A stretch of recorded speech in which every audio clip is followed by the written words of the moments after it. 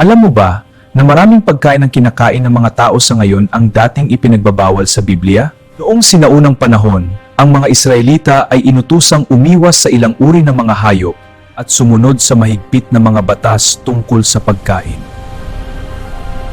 Ngunit sa bagong tipan, may malaking pagbabago ang nangyari at ang mga patakarang iyon ay nabago na. Kaya bakit ipinagbawal ang mga pagkaing ito noong panahon ng lumang tipan? At bakit sa panahon natin ngayon ay itinuturing na ang mga itong malinis ng kainin?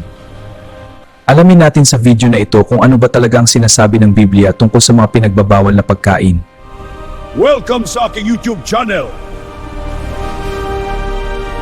Kung ikaw ay naghahanap ng mga videos na may katuturan o makabuluhang panoorin, nasa tamang channel ka. Inaasahan kong mag-e-enjoy ka at maraming malalaman o matututunan sa aking worth watching video. Panoorin mo lang mula sa umpisa hanggang sa dulo nito ang video upang ganap mong maunawaan o maintindihan ang mensaheng nais ipahayag ng video na ito sa iyo. Simulan na natin, now na! Ang video na ito ay naglalaman ng komentaryong relihiyoso, pagsusuri at o personal na opinyon at layuning magbigay ito ng edukasyon, impormasyon at o aliw lamang. Hindi intensyon ng nilalaman nito na manira o magpahamak ng sino mang individual o grupo. Bagamat sinisikap naming maging tumpak hanggat maaari, ay masugid naming hinihikayat ang mga manonood na magsagawa ng kanilang sariling pagsusuri, pagsasaliksik at pag-alam sa katotohanan. Ang may respeto at profesional na mga komento ay malugod naming tinatanggap.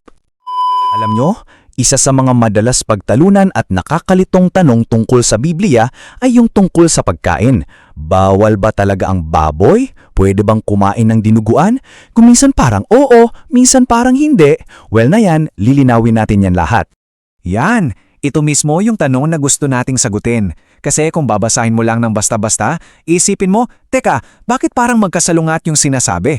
Pero huwag kayong mag-alala, may napakagandang paliwanag dyan kapag tiningnan natin yung buong kwento mula umpisa hanggang dulo. Okay, ito yung pinakasusi sa lahat para maintindihan natin to, yung salitang disposisyon. Isipin nyo to bilang iba't ibang panahon o administrasyon. Sabi nga sa 2 Timoteo, kailangan nating hatiin ng wasto ang salita ng katotohanan. Sa pag-alam kung aling utos ang para sa aling panahon, mawawala lahat ng kalituhan. Sige, para malinaw ang lahat, mag-time travel tayo. Balikan natin yung pinaka-umpisa ng lahat, doon mismo sa Hardin ng Eden. So sa simula talaga sa ilalim ng unang disposisyon kasama si Adan, yung diet na binigay sa tao, purong halaman lang, gulay at prutas. Malinaw yan sa Genesis 1:29. Walang patayan ng hayop, walang kainan ng karne. At kailangan nating magets yung state ng mundo noon, no? Perpekto ang lahat. Ang pagkain, direkta galing sa Diyos. Walang kasalanan, walang kamatayan, lahat ay nasa kumpletong kapayapaan. Ganyan ang original design. Pero, alam naman natin kung anong nangyari. Pumasok ang kasalanan. At dahil dyan, nagbago ang lahat. Ito na ngayon yung unang malaking shift sa ating timeline. Pagkatapos ng matinding baha, binigyan ng Diyos sino ng bagong set ng instructions. Isang bagong disposisyon. Ito na yun! Sa kauna-unahang pagkakataon sa kasaysayan, pinayagan na ang pagkain ng karne. Lahat ng gumagalaw, sabi dyan. Pero may isang napakahalagang exception, bawal kainin ang dugo. Ito na yung unang sign na iba na ang mundo, na may konsepto na ng buhay at kamatayan.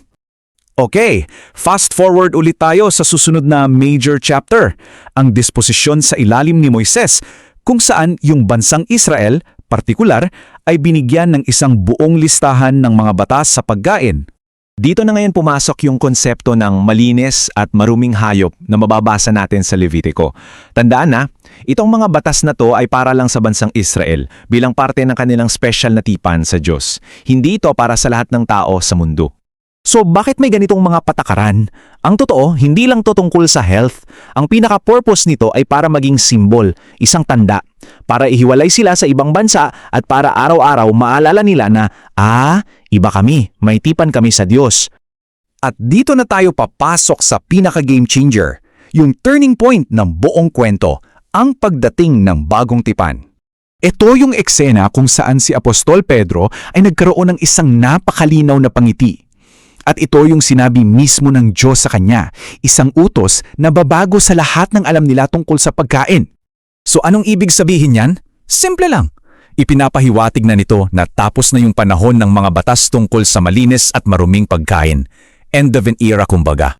Pero alam nyo, hindi lang talaga to tungkol sa pagkain. Mas malalim pa dyan, ang totoong mensahe ay tungkol sa mga tao. Sinasabi ng Diyos na bukas na ang pinto para sa lahat, Hudyo ka man o Hentil, wala nang separation. Ayan. So ngayon, kumpleto na yung ating timeline. Nakita natin yung pag-usad mula sa simpleng diet ni Adan, sa pagpayag ng karne kay Noe, sa specific na batas para kay Moises, at mayon sa huling disposisyon, ang panahon ng simbahan, kung saan mayroon na tayong kalayaan. Tingnan niyo yung pagkakaiba. Sobrang linaw, di ba? Kung dati sa ilalim ng kautusan, ang focus ay sa mga rules at paghihiwalay, ngayon sa ilalim ng biyaya, ang focus ay nasa pagkakaisa, kalayaan, at yung puso ng pasasalamat. At para wala ng kahit anong duda, ito na yung pinaka-bottom line na turo ni Apostol Pablo para sa ating mga mananampalataya ngayon. Napakalinaw, lahat ay mabuti. Walang bawal, basta tinantanggap ng may pasasalamat sa Diyos. Okay, so ang ganda ng theology, no? Pero ang tanong, paano natin isasabuhay ito ngayon? Yun yung pinaka-importante, di ba? Ilan na ang bawal na pagkain para sa isang Kristiyano sa ilalim ng biyaya? Ang sagot, 0. Wala. Pero teka lang, hindi ibig sabihin yan anything goes na lang. Ang kalayaang to ay may kasamang malaking responsibilidad. May 3 gabay para sa atin. Una, laging magpasalamat. Yung simpleng pagpapasalamat, yan ang nagpapabanal sa pagkain natin. Pangalawa, moderation. Lahat ng bagay gawin para sa kaluwalhatian ng Diyos.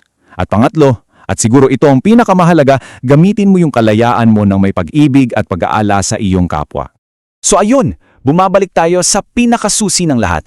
Kapag naintindihan natin yung iba't ibang disposisyon at hinati natin ang tamang salita ng Diyos, nawawala lahat ng kalituhan. Malinaw na yung mga batas sa pagkain para sa Israel ay hindi na para sa atin ngayon. Kaya bilang pagtatapos, iiwan ko kayo ng tanong na ito para pagnilayan.